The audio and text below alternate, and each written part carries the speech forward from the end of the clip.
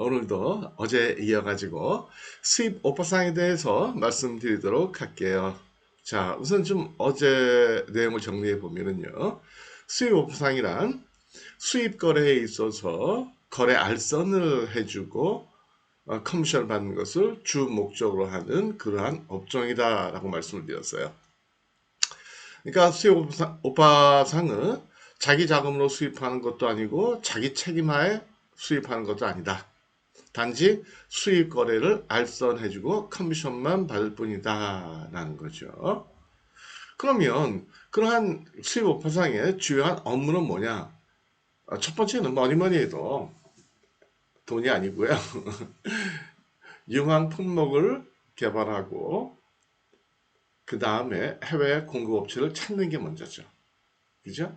그 다음에 이제 그 해외에 있는 그 공급업체와 국내 공급에 관한 독점 계약을 체결을 하고 그 다음에 이제 열심히 국내에서 실수요자가 될 수 있는 업체들을 찾고 그 다음에 찾았다면 국내 업체들과 무역 조건에 관한 협상을 하고 그 다음에 이제 협상이 합의하고 나면 계약을 체결해야 되잖아요. 그 다음에 계약을 체결할 때는 근데 두 가지라고 그랬죠. 첫 번째는 바이어한테 위임을 받아서 오파 사항이 대리로서 해도 되고요. 아니면 해외에 있는 공급업체와 국내에 있는 그 실수요자 업체들과 직접 계약을 체결해도 상관이 없다라는 거죠. 그 다음에 이제 계약이 체결됐으니까 수입되는 과정, 뭐 통관의 과정 이런 것들을 체크하고 그 다음에 이제 실수요자한테 물건이 넘어갈 때까지 조금 관리를 해주면 되겠죠. 이러한 업무들을 하는 그러한 그 회사들을 우리가 수입 오파상, offer agent 그렇게 얘기한다라는 거고요. 대략 수수료는 품목에 따르지만 한 3 내지 5% 누구한테 받아요? 당연히 예, 업무를 의뢰한 해외에 있는 공급업체로부터 받는다라는 거죠. 3 내지 5% 정도.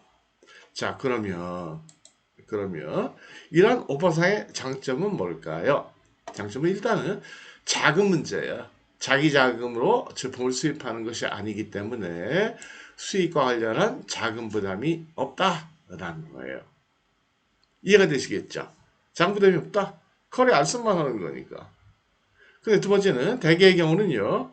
해외 공급상과의 계약에 따라 국내에서 독점적인 영업이 가능하다. 그러니까 꼭 계약 체결하셔야 돼요. 근데 이제 그런 것들 조심하셔야 돼요. 그냥 너무 급한 마음에 계약만 체결하려는 마음에 너무 독소 조항들을 집어넣으면 안 돼요. 대표적인 독소 조항이 뭐냐? 이런 거라는 거죠. 예. 해외에 있는 공급업체의 결정에 따라서 언제든 일방적으로 계약이 파기될 수 있다. 이런 거 집어넣으면 안 돼요. 근데 그런 거 집어넣는 그러한 그 불공정한 계약서들이 꽤 있더라고요. 그런 걸 집어넣게 되면 국내에서 영업을 쫙 열심히 몇 년 동안 해놨는데 어느 날 갑자기 파기하고 국내에 있는 다른 업체와 거래할 수 있다는 거죠. 아니면 본인들이 직접 치고 들어오는 경우들도 있어요. 저는 그런 것들도 많이 봤어요. 예. 자, 그 다음에 이해가 되시겠죠? 이거 굉장히 중요한 얘기예요. 예. 그래서 그러한 독소 조항은 반드시 빼도록 한다. 그럼 어떻게 하면 좋아요? 계약의 termination, 종료 조항에다가 상호 합의하에 이런 말을 써놓으면 되겠죠. 상호 합의하에 뭐 계약 종료 2개월 전에 연장을 하든 아니면 종료를 하든 하도록 한다. 뭐 이렇게 하면 되겠죠. 그 다음에 단점은요. 직수입 판매에 비해서 기대 수익이 낮다라는 그러한 문제가 있다는 거예요. 직수입 판매를 하게 되면 대략 우리가 예상 마진을 보통 30%, 35% 이상으로 보는 거잖아요. 그렇죠? 근데 거기에 보면 3 내지 5%라는 거는 상당히 작다 이렇게 볼 수도 있다라는 거죠.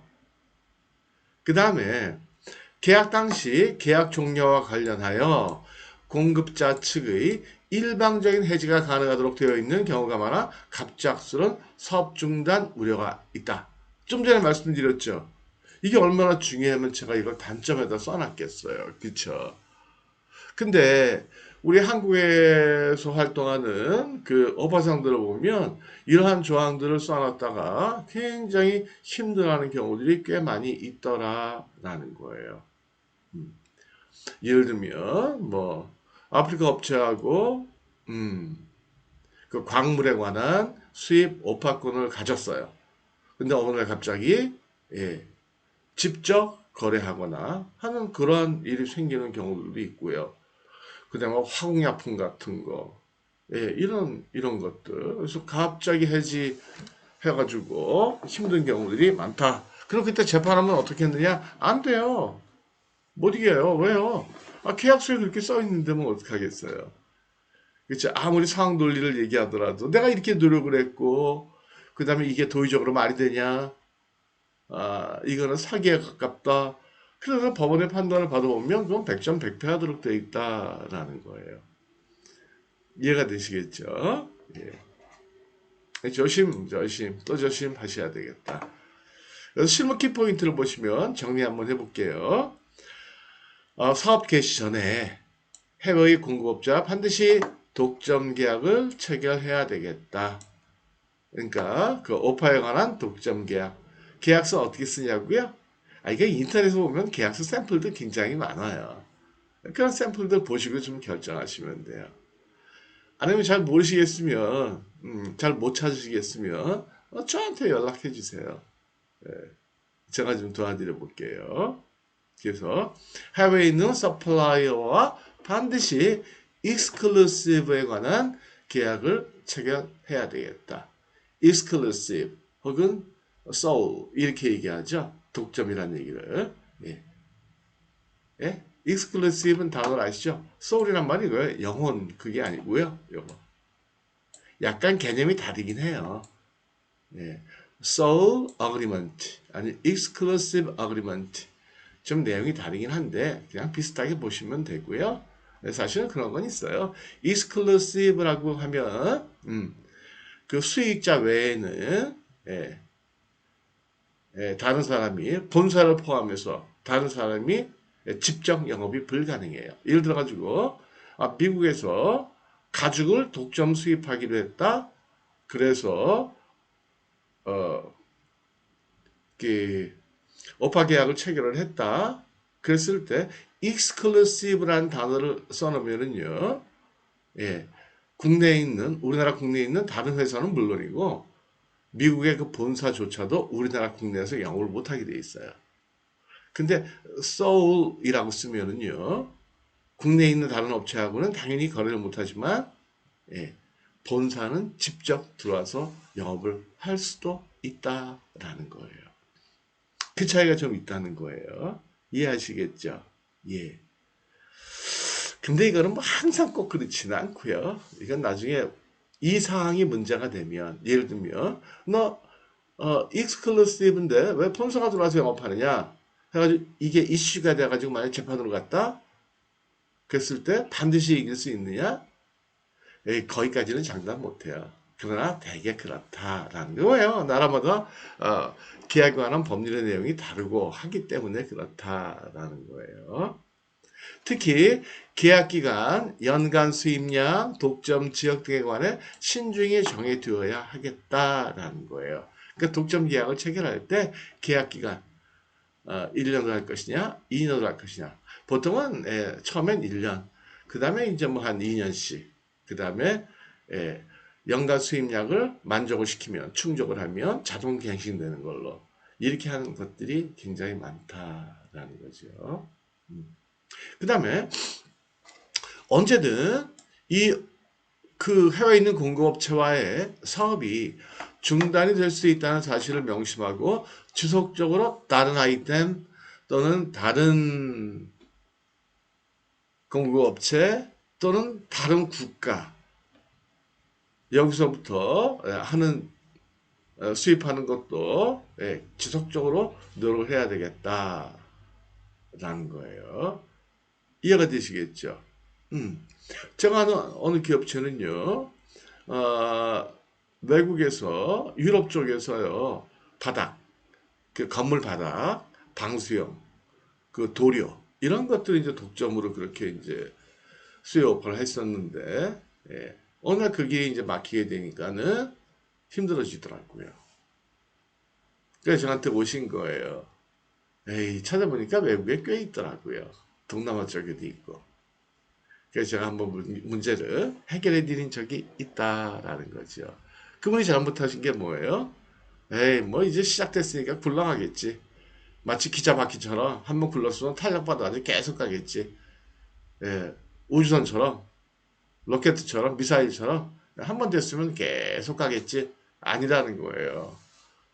예, 언제든지 끝은 있다. 터미네이트 될 때가 언제든 온다라는 거죠. 그 다음에 이제 마지막으로 국내 유통망 관리 및 국내외 경쟁자 분석에 힘써야 되겠다라는 거예요.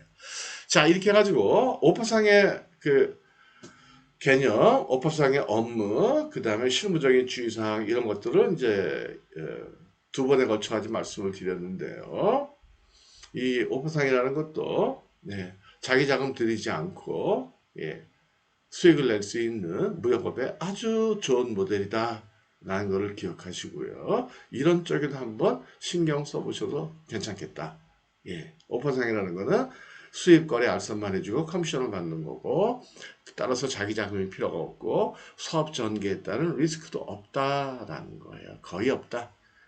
리스크 없는 게 어딨겠어요. 거의 없다. 예, 그렇게 보시면 될 것 같아요. 그래서 아무쪼록 좋은 그 수익 모델이니까 여러분들도 한번 예, 고려해 보시기 바라고요. 예. 그래서 뭐 직수입하는 거, 뭐 직수출하는 거, 예, 바이오 오피스 이런 것도 좋지만 오빠도 괜찮다. 아니면 같이 하시면 돼요. 여러 가지 사업 그 수익 모델을 같이 전개하셔도 되니까. 예. 자, 그럼 이렇게 해서 오늘 마치도록 하겠습니다. 감사합니다. 수고하셨습니다.